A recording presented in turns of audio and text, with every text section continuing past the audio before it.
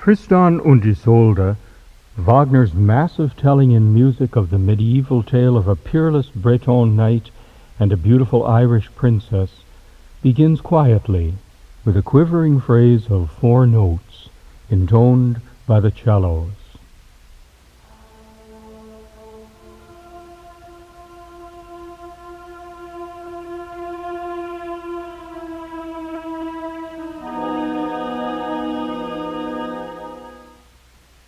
The last note of that phrase overlaps with another 4-note theme which will occur hundreds of times in the opera. Sounded first by the woodwinds, it pushes upwards. Commentators have often called it yearning.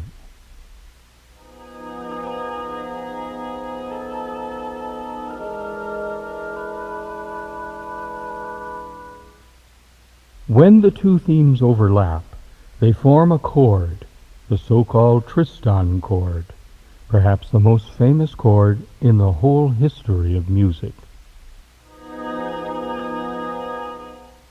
That first chord of Tristan is famous, even notorious, because Western music for centuries had been conventionally structured on 2 tonalities, major and minor, and a fixed system of keys. But there is no key signature given the first page of Tristan.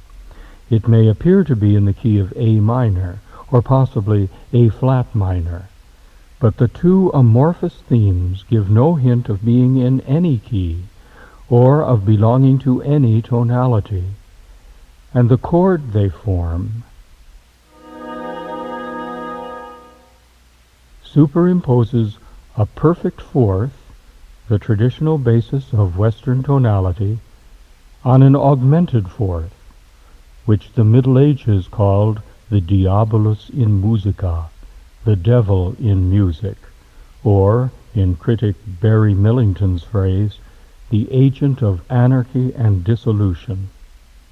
In technical language, the chord is unresolved, as is the other chord that the yearning phrase leads to.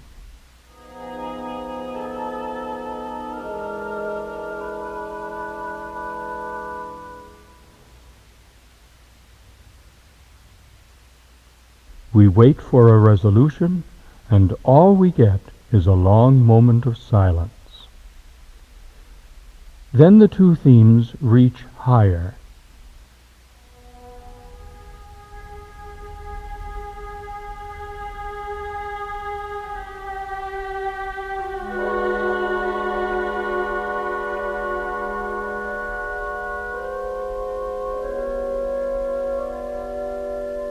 And we get another moment of silence. The themes reach higher still.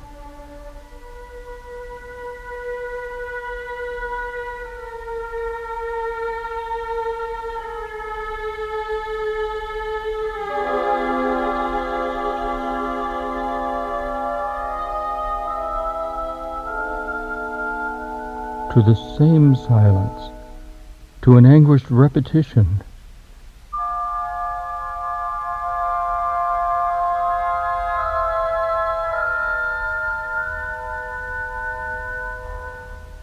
Yearning fragments of it.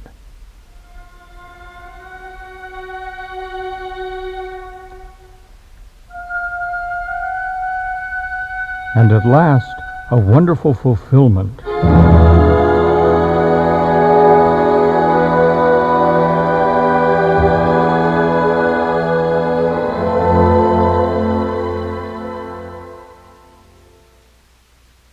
But musically, this is not a resolution at all, for with that sweeping wave of sound, we have pushed through to a new tonality without ever settling ourselves in the one whence we came.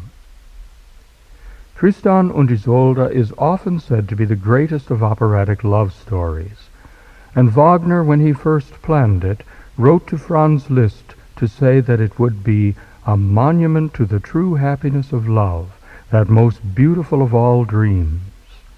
But even in its first measures, with those almost amorphous and unfulfilled musical statements, we have an indication that the opera became, in the composing, something more than a love story. Musically, Tristan may be, as it has been accused of being, the beginning of the disintegration of traditional musical structures that reached its apogee, or, if you like, its nadir, with the dissonant 12-tone music that characterized much of 20th century composition. Certainly the sound of Tristan was, when it was first performed in 1865, something new, torturous, and strange. But its text as well is strangely tortured, unconventional, fragmentary. And both text and music, Wagner insisted, were only means of expression serving the drama, a drama which, in this case, he said was a representation of our human nature. Tristan, based on one of the Western world's oldest stories of romantic love, is filled as well with other passions, more spiritual and also more dangerous and terrifying passions.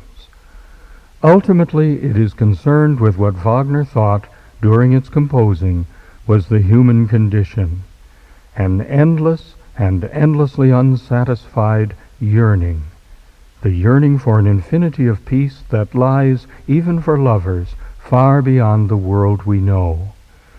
Music and text together serve an idea about men and women and the world in which they find themselves, an idea that Wagner had felt his way towards and then found, to his amazement, was already explicated in the metaphysics of his contemporary, Arthur Schopenhauer. It was as if the philosopher had made explicit the intuitions the composer had felt in his own subconscious. Let's play more of the orchestral prelude to Tristan, and hear the theme that, in the opera to follow, is associated with the look that Tristan gave Isolde as he lay before her wounded and vulnerable.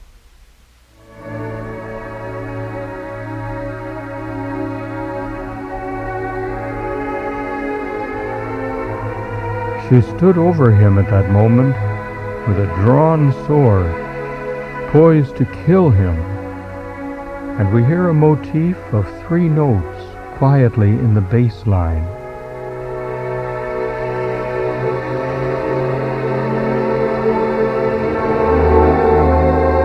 The ominous motif of death.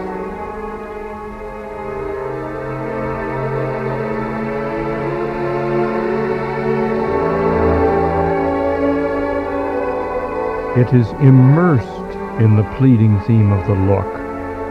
For when Tristan's eyes met Isolde's, she stayed her hand. She could not kill him.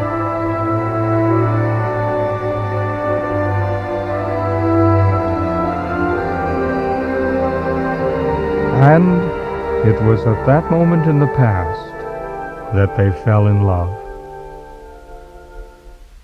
Nowhere more than there is Wagner's version of the story so different from the rest of the Tristan tradition, which has the lovers fall in love when they drink a potion. Wagner, as we shall see, has another, more symbolic use for that potion. Just now you may have the feeling that all of the musical material is growing out of the yearning theme. It is. That 4-note motif is beginning its hours of evolutions. A particularly tender variant of it follows. Wagner wrote to Matilda Wesendonck that at this point she would hear ivy and vine in the music. A naive comment, perhaps, for the naive young woman Wagner was in love with when he wrote Tristan's first 2 acts. He was remembering one of his sources that ends when the vine from Tristan's grave branches by night across the chapel where the lovers are buried and reaches to the tomb of Isolde.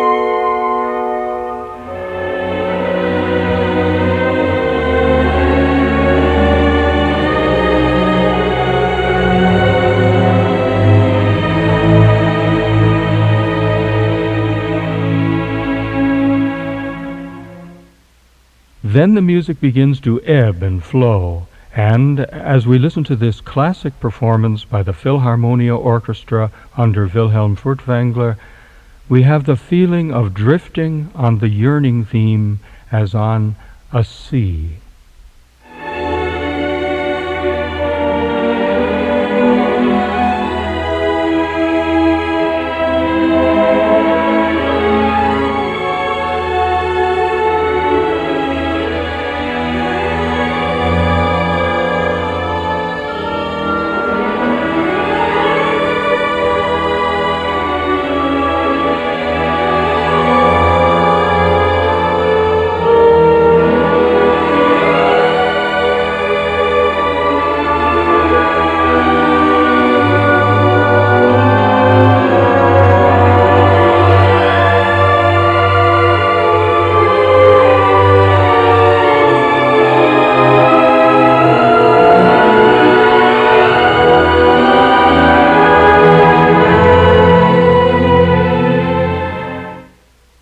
The sea is the great image of the first and last acts of this opera.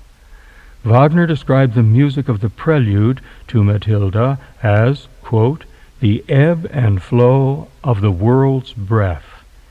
He was reading Buddhist theories of the origin of the world at the time. In his words, the primal, cloudless heavens ebb and flow.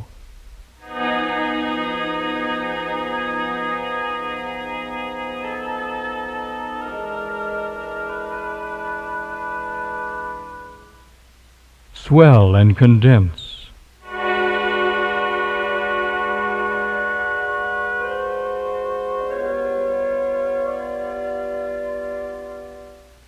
Through vast eons of time.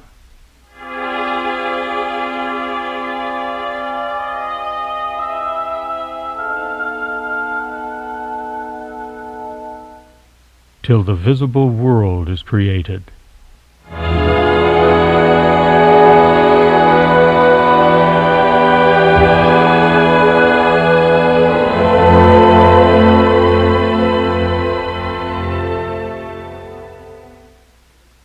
At the end of the opera, Isolde sings as that yearning theme swirls around her and then climaxes, of drowning in des Weltatems wehendem All, in the universal stream of the world's breath. By that time, 4 hours of the yearning theme, unresolved, swollen and condensed, massively orchestrated, has given us a relentless impression of drifting on, gazing on, eventually of sinking in a sea. And indeed, novelists, poets, painters, and movie makers have often associated Tristan with the sea. But musical commentators have, I think rightly, called the 4-note theme simply yearning. Yearning for an infinity of peace that can never be found in the vast sea that is a human life. That is what Tristan is really about. When the curtain rises, we are in the midst of the sea, on the ship captained by Tristan that is bringing Isolde from Ireland to the west coast of England, where she is to be married to Cornwall's aged king, Marca. All is deathly still on shipboard, and from the masthead there floats down the voice of a young English sailor, singing to the Irish girl he left on shore behind him. Westward stray the eyes, eastward flies the ship. Fresh blows the wind towards home. My Irish child, where are you now? Isolde starts up in fury, for the words seem to be directed at her. She is an Irish child, abandoned by the one who loved her, Tristan. She calls on the winds to smash his ship and sink it in the waves. But though she has magic powers, the winds do not answer. And as a sail lifts, and the young sailor's voice floats down again from the rigging, Isolde resolves on another, better way to destroy Tristan. She sees him standing on the deck, outlined against the sky, contemplating the sea. She intones the yearning theme, for she still loves him, but concludes, for she hates him too, his head is destined for death, his heart is destined for death. The singer is Kirsten Flagstad.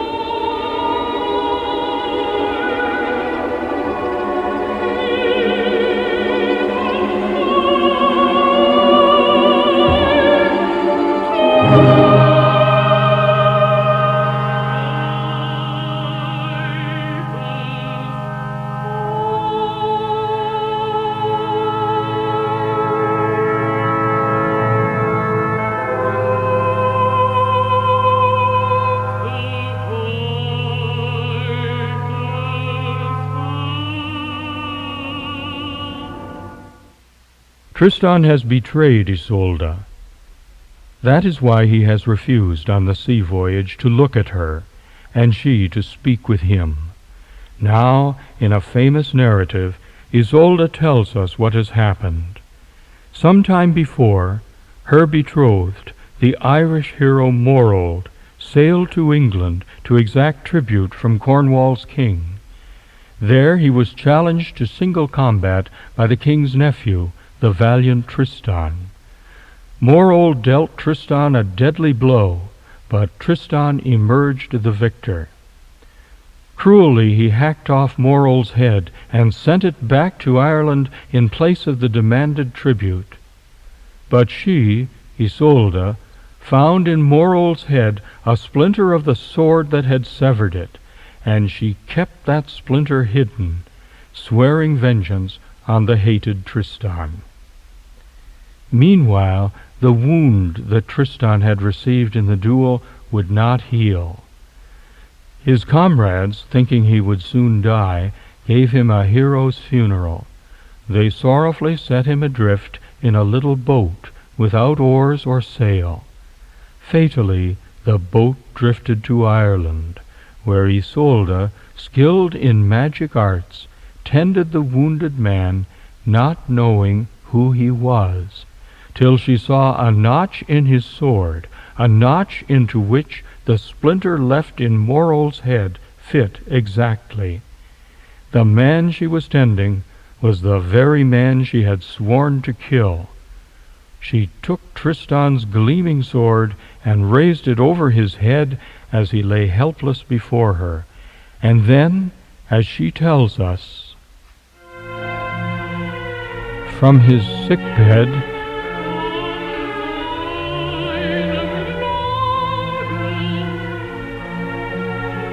he looked up.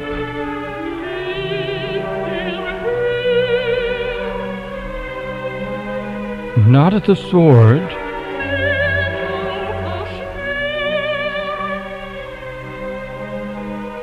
not at my hand.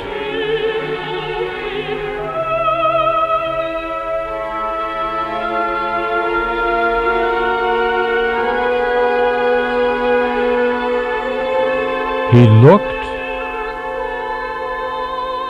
into my eyes.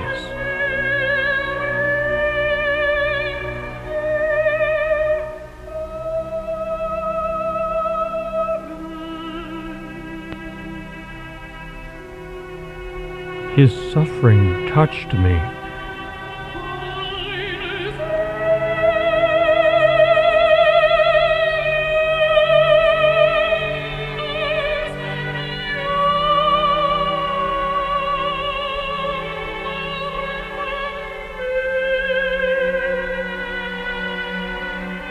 The sword, I let it fall.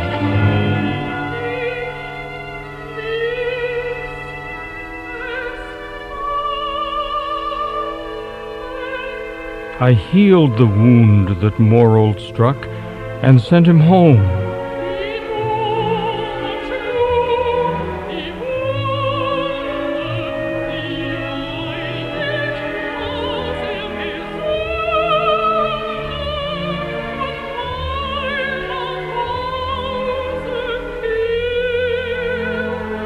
so he would torment me no more with his eyes. Tristan headed back to England, restored to health, and swearing his love to Isolde with 1,000 oaths. Small wonder, then, that she was confused, angry, and vindictive when he came sailing to Ireland again, laughing, she says, to carry her across the sea to marry her to his uncle, King Marca. Now, in a furious outburst, Isolde curses Tristan, and though she still loves him, vows death for them both.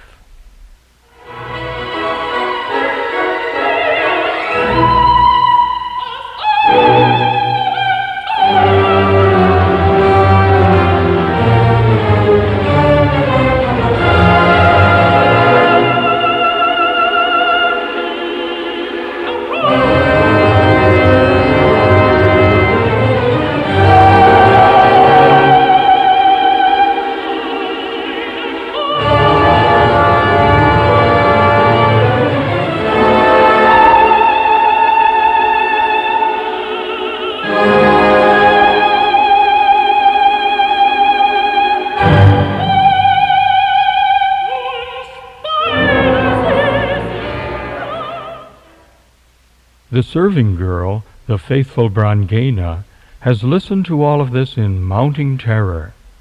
Isolde sends Brangæna for her magic draughts, reaches for the death potion, and commands the girl to prepare it. At that moment, the crew sights land, and Isolde demands that Tristan come at last to face her. He is too loyal to his king to tell Isolde that he has loved her ever since his pleading look stayed her hand, but he tries, falteringly, to explain to her how, next in line to the throne, he was forced by jealous courtiers, by knightly honor and allegiances, to support the popular clamor that Cornwall's childless king should marry the wonderful Irish princess, who might give him an heir, and so end the war between the two countries. And that is why, torn between love and duty, he has come back to claim her for his king. Tristan knows she hates him for that. He knows why she has summoned him before her now. He is prepared to die. He extends his sword, saying that this time she may drive it through. Instead, she proffers the cup containing the potion. Ceremoniously he drinks from it. She seizes the cup before he has drained it and drinks too. The cup falls. There is a long silence. The orchestra reprises the opening phrases of the prelude as if the opera were only now beginning. In a sense, it is. On the brink of what they think is death, there is no longer any need to conceal the passion each has felt all along for the other.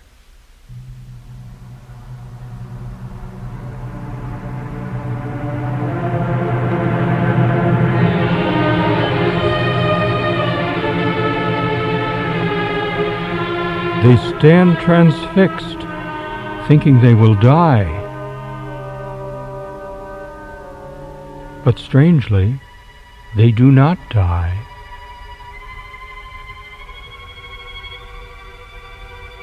Instead, they gaze openly into each other's eyes with the love they had repressed.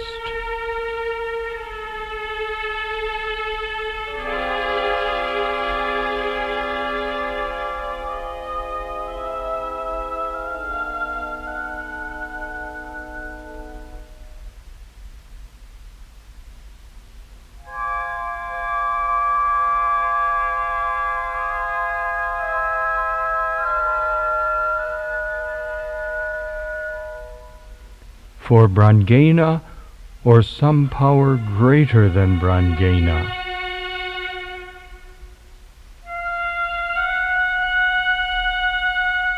has poured a love potion,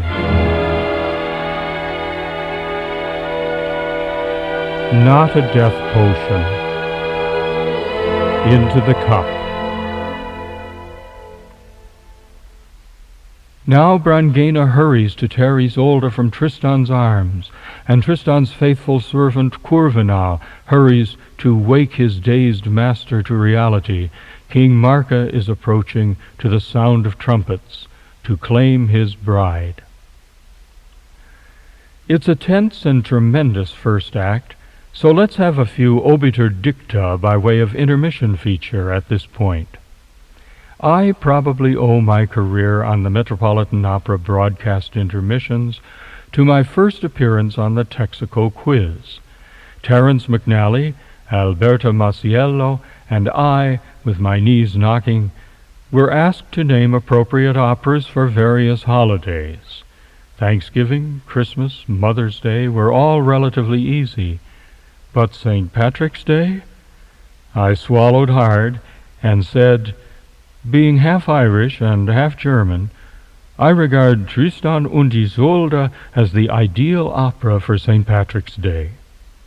There was a stunned moment of silence from Quizmaster Edward Downs, and I continued, it's your typical Irish story of a nice girl who leaves Ireland and goes over to England and gets into a lot of trouble. The audience broke up at that, and my future on the quiz was assured. But the opera has not been so lucky for its performers. The Tristan of what was to have been the premiere in Vienna, it was cancelled after 77 rehearsals, went mad. The Tristan of the first performances in Munich in 1865, still in his 20s and a giant of a man, may rightly be said to have died of his exertions. The conductor of those performances, Hans von Bülow, wrote, my intensive work on Tristan, that gigantic and devastating score, has literally finished me. He records that his répétiteur was driven mad during rehearsals. Another famous Tristan conductor, Felix Mottl, a romantic in more ways than one, was conducting the first act with his current mistress as Isolde.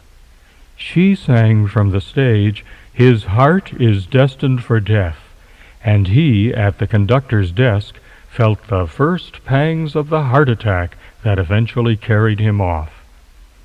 Wagner himself almost despaired of the power he had unleashed in Tristan. He had first conceived of it as a popular work for small houses that would make him money and allow him to return to the composition of his mighty ring cycle.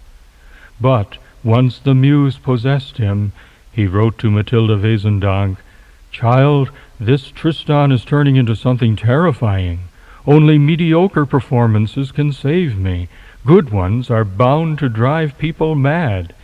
And of course, they did. The first act is mostly Isolde's. The last act will be mostly Tristan's. The central act they share. We are in the gardens of Cornwall's royal palace. Evening comes on, and King Marca leaves for a hunt. Isolde exultantly extinguishes the torch that keeps sentinel on the ramparts, and the lovers race into each other's arms, breathless with excitement as they curse the hated light of day and bless the darkness that shelters them alone together. In the frenzied pages that begin their love duet, they sing of light and darkness almost as metaphysical realities, separate and opposed. Schopenhauer had opposed the phenomenal outer world of consciousness, where all is unfulfilled yearning, with the noumenal inner world of the unconscious, where all reality becomes one. The duet, first lit with flashes of daylight brilliance in the orchestra, eventually subsides into a long, quiet hymn to night, its main melody derived from the 4 notes of the Tristan chord. Here again is Kirsten Flagstad with Ludwig Suthaus as her Tristan.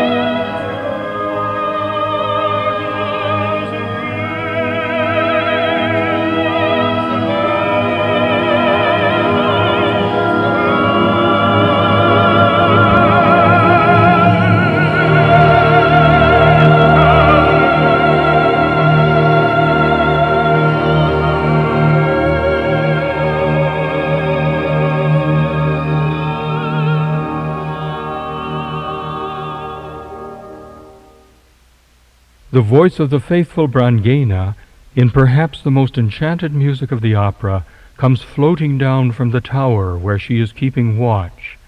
Our Brangäna is Blanche Thiebaum. Take care, the night will soon pass away.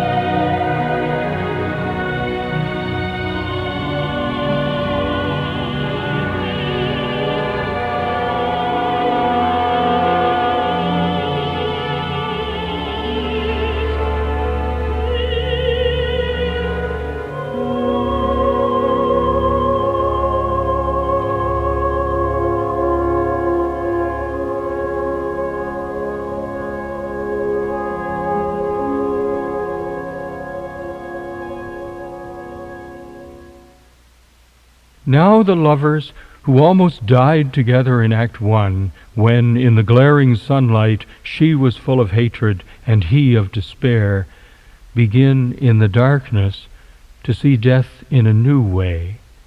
It could come upon them in the night as the fulfillment of the love they can now no longer control or satisfy.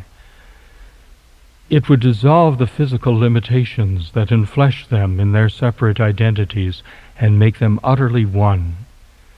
Tristan sings, "Let us die," and then, watched over by Brangäna high above them, the lovers sing together to the most familiar melody in the opera, "Let us die together, so that ever and always one, we may be united in love forever."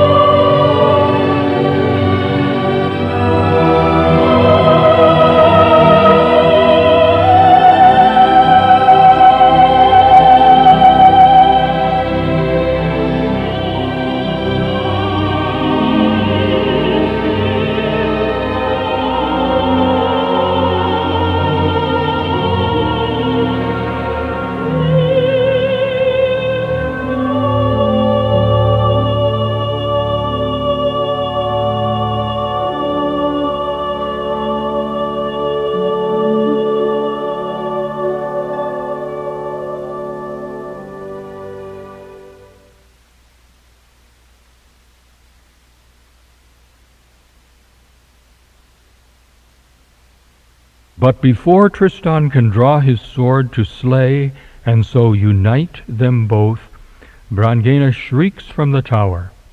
Day has broken, and Marka enters with his retinue. The jealous courtier Melot, who has set the trap, claims he has saved the king's honor. But Marka, in a long, almost Arthurian soliloquy, is more concerned with lost faith. The two people he loved most in the world have paid him in pain. Joseph Grindel is our King Marka.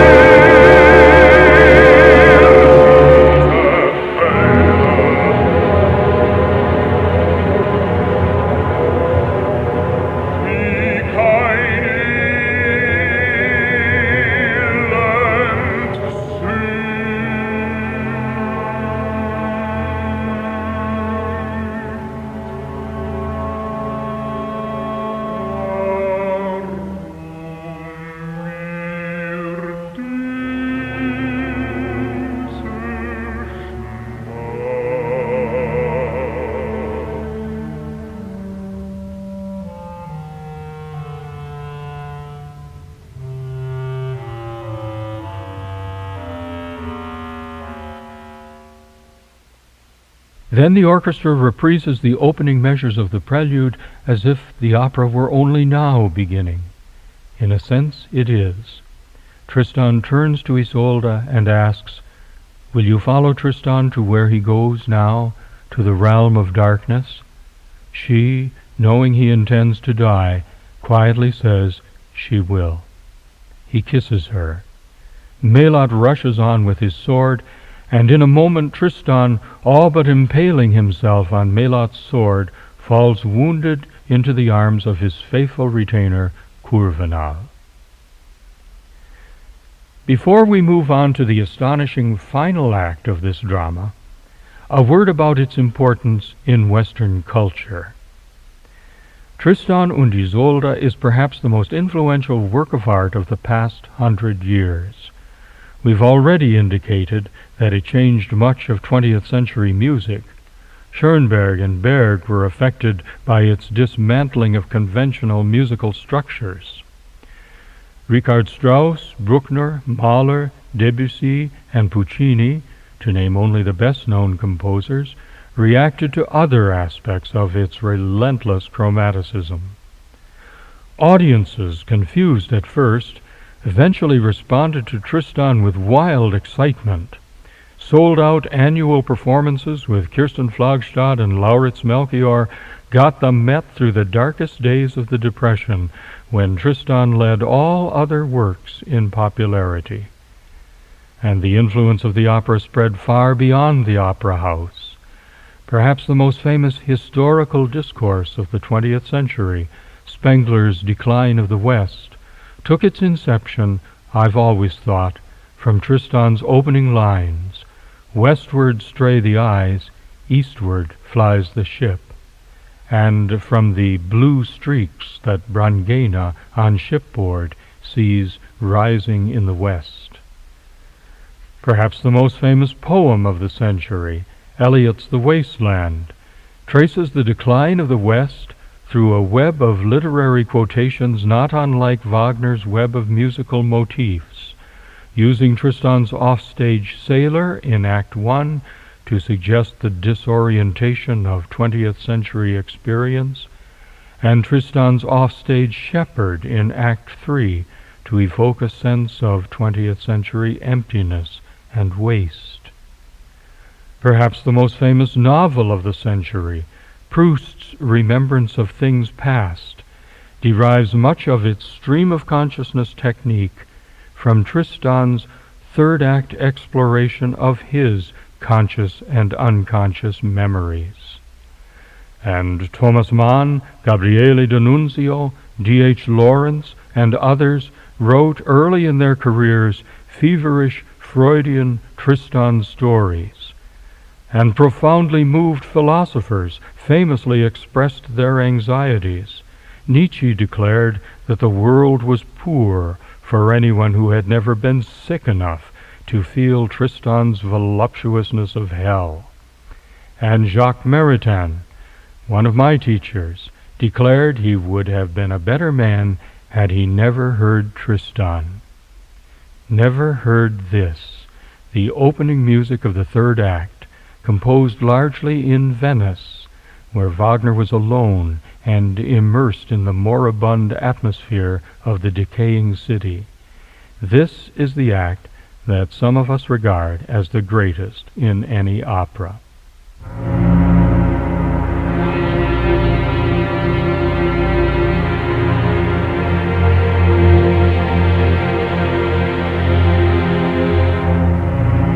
Tristan has been brought by the trusty Courvenal to the lonely castle in Brittany where he had lived as a child until, orphaned, he crossed the sea to Cornwall to seek knighthood at the court of his uncle, King Marca. Now Courvenal has brought Tristan back, helpless and wounded, to this place where he was born, where the sea stretches, empty and steaming in the sun, as far as the eye can see.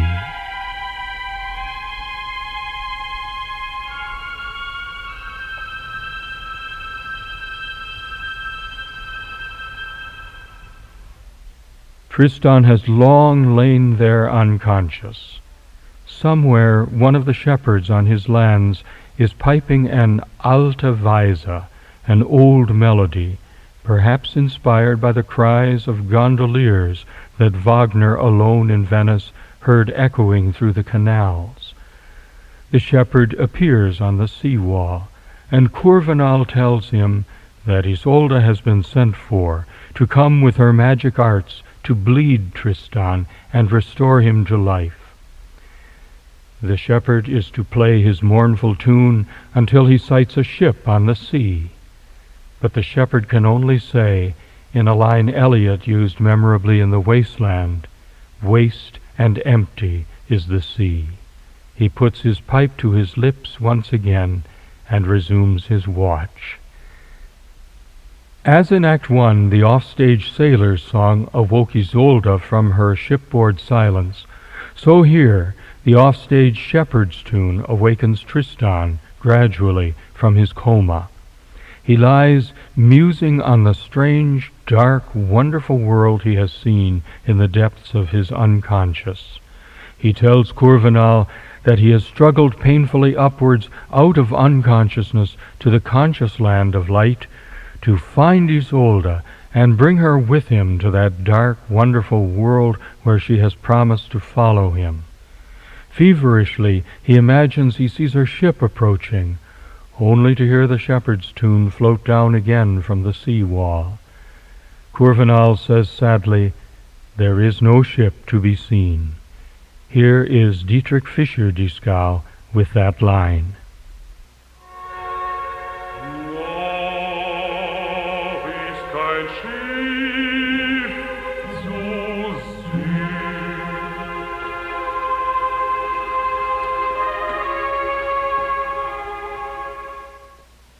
This is where, I've always thought, Marcel Proust found the inspiration for his massive 20th century novel, Remembrance of Things Past.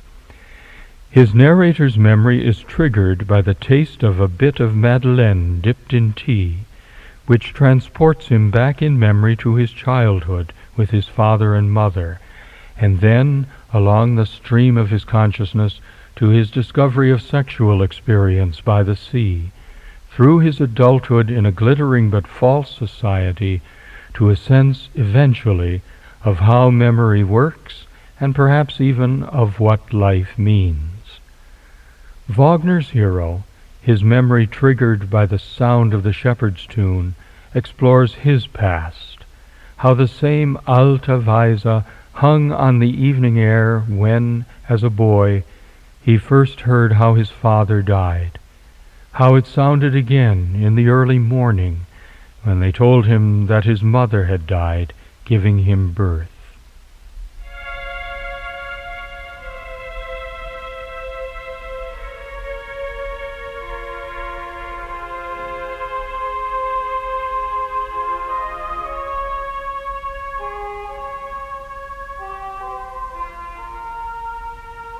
The tune, he says, answers the question,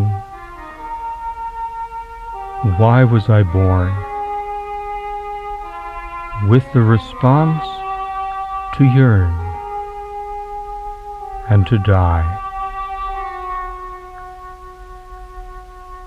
Small wonder they named him Tristan, sadness.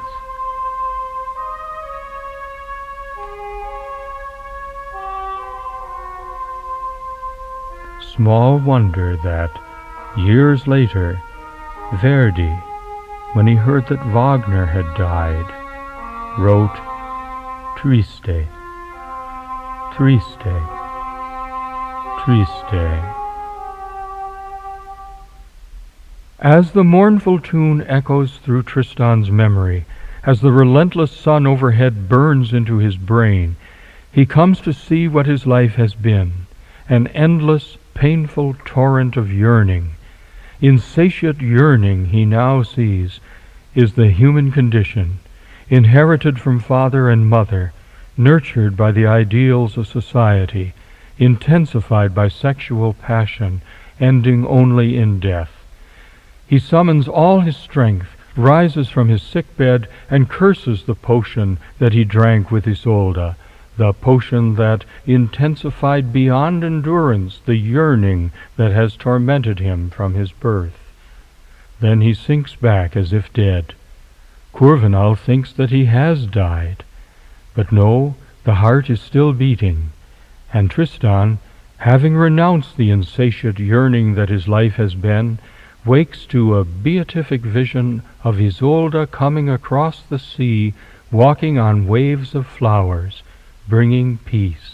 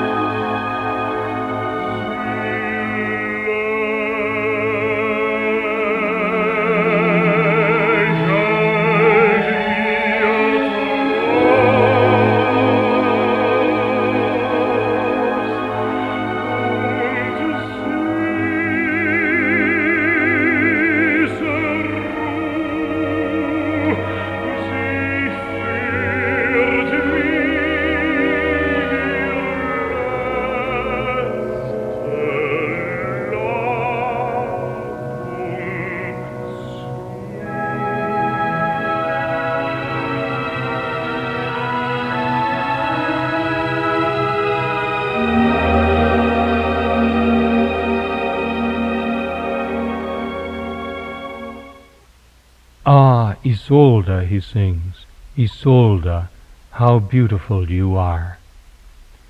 Suddenly the shepherd's tune quickens and changes, and Courvenal sights Isolde's ship approaching, steering safely through the reefs, its flag flying.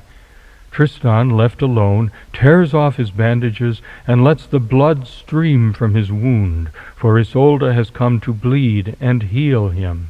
He means, of course, to die with him.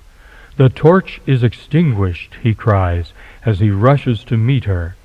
He breathes his last word, Isolde, just as she arrives to take him in her arms.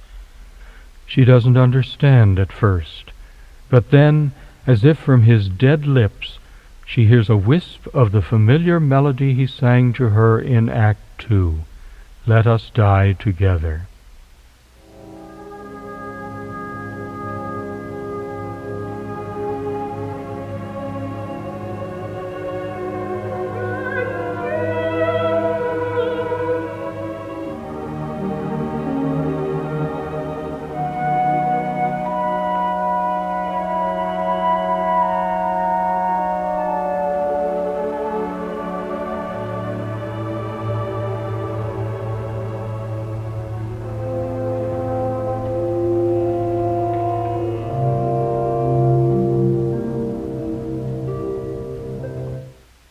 She follows him into unconsciousness. She doesn't react when a second ship arrives, and Courvenal is killed, slaying the hated Melot. She doesn't hear Brangæna calling to her, or King Marca saying he now knows and understands everything, and is ready to forgive and unite the lovers. Why should she hear any of this? Her dead Tristan is speaking to her of a wholly different reality. The wisp of melody she hears from his smiling lips expands to what we have always called, since Franz Liszt first gave it the name, the Liebestod, the love death. Can't you see him smiling? Isolde sings. Can't you hear the music he speaks? Often in Wagner the orchestra says, with a musical motif, what the characters on stage cannot say. Here we have, I think, the greatest instance of this. The whole orchestra, singing for the dead Tristan, sounds and resounds the melody from Act 2 in which he sang to her, "Let us die, so that together, ever and always one, never waking, we may be united in love forever." Isolde surrenders to Tristan's orchestral pleading, as if she were walking on, engulfed by, and then sinking in cosmic tides. And as she dies on his body, the restless, yearning motif, unfulfilled on the first page of the score and 100 times thereafter, lifts at last to its resolution, washed away in peaceful major chords.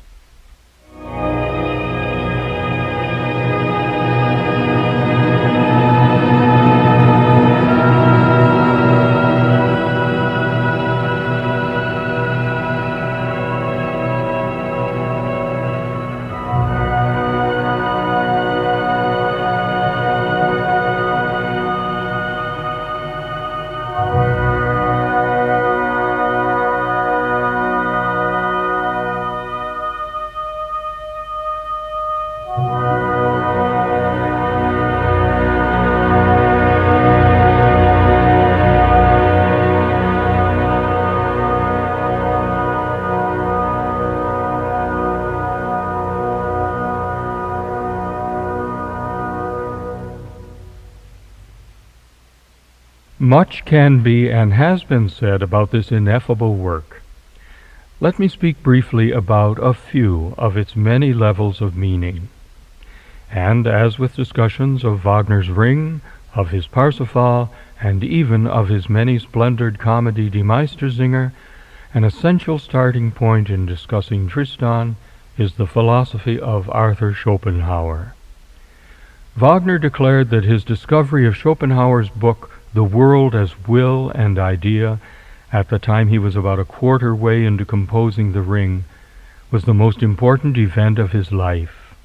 He read it through 4 times then, and continued to read in it for the rest of his days, notably while completing Tristan in Venice. It was the book that first put Wagner in touch with his own subconscious. For Schopenhauer, the essential principle operating in the world was a blind, irrational force, a restless mass of energy which he called Wille, or will. He saw it operating in nature in irreversible physical laws, in animals as instinct, and in men and women. This, for the pessimistic Schopenhauer, is one of nature's cruelest impositions, as conscious passion. We humans, trapped as we are in our bodies, are the more pathetic for our being relatively conscious of the terrible gravitational pull of Wille, the yearning that hurtles us endlessly towards goals which, once achieved, prove unsatisfying and illusory. Ultimate human wisdom and peace, what Wagner often called redemption, lies in recognizing and renouncing the compulsive Wille of the phenomenal world. This can be accomplished by quietly accepting one's own death, as in The Ring, or by selfless resignation, as in Die Meistersinger, or by identifying compassionately with the sufferings of others, as in Parsifal. In Tristan und Isolde, we may see Wille as the restless, meaningless sea, meaningless until he renounces his yearning, meaningless until she has followed him. Or we may feel Wille in the insistent, incessant piping of the shepherd's unearthly tune, which sums up all the sorrows of Tristan's life and ends only when he has renounced his yearning. Or we may fear Villa as the hated, feverish sunlight illuminating the phenomenal world which the lovers reject when together they invoke nocturnal oneness in what Schopenhauer called the noumenal world. Or, overwhelmingly, we can hear Villa as the four-note yearning motif pervading the whole world of the opera and finding rest only on the last musical page, when the renunciations of both lovers are complete. Wagner was also reading Buddhist writings when he was composing Tristan. In fact, he sketched at the time a drama, The Victors, about two young lovers who are blessed by Buddha with a release from desire. The sketch was never set to music, for Tristan enabled Wagner to deal with the same concerns more powerfully. But it is worth noting that the first three truths of Buddhism read like an exegesis of Tristan's third act. Those first three truths are: all human existence is pain, pain is caused by desire, the highest wisdom is in overcoming desire. The word Buddha means awakened. Only when Tristan, awakened from his desperate relapse, renounces the desire that took hold of him when he drank the potion, is he granted his nirvana vision of Isolde walking across the flowery sea. Only when she follows him into unconsciousness does she wake to the nirvana experience of him singing the orchestral Liebestod. They must extinguish the desire that has brought them pain. The word nirvana means extinguishing. Chesterton once noted, contrasting the Buddhist afterlife with the Christian concept, the Christian heaven is a heaven where they love one another. The Buddhist heaven is a heaven where they are one another. That is what the lovers resolve to become in their Act II duet, and what they accomplish at the opera's end. There is much more that has been said about Tristan. Its light and darkness imagery was strikingly anticipated by earlier German poets in love with night, and has been strikingly illuminated by later German stage designers, artists, and silent filmmakers contrasting light and darkness. The opera has been given some surprising interpretations. A half-century ago, Denis de Rougemont, traversing the whole Tristan tradition through the ages, declared that Wagner in his opera had rediscovered the original meaning of the Tristan story, lost for centuries. The story, de Rougemont maintained, was first fashioned in the 12th century by the Cathars, a heretical sect in the south of France, who saw passion as a destructive force in human lives and vowed to renounce it. Wagner's opera may then be seen as the antithesis of the sentimental love stories that have been the usual traffic of the operatic stage. Some 40 years ago, Eric Bentley insisted that Tristan was not a tragedy, and Joseph Kerman that it was not a love story. If not a tragedy and not a love story, then what is Wagner's Tristan und Isolde? Michael Tanner has written recently that, along with Bach's St. Matthew Passion, Tristan is one of the two greatest religious works of our culture. In that challenge he is following Nietzsche, who, overwhelmed by what he called the shuddering and sweet infinity of Tristan's music, thought that only the mystics of the world's religions could have felt anything comparable. Though Wagner has scrupulously divested his mythic story of all the Christian aspects so prominent in his medieval sources, and thereby directed us to look to wider perspectives, Alan Wagner insisted in Opera News that Wagner's lovers, quote, by actively willing the realization of the inevitable, achieve salvation in a highly Christian sense, a union with the Godhead. The spirit becomes one with the animating forces in the universe. Joseph Kerman boldly declared Tristan a religious drama. Its fundamental sense, he wrote, is of a progress towards a state of illumination which transcends yearning and pain, and its fundamental rhythm is not a tragic catastrophe, but a triumphant ascent.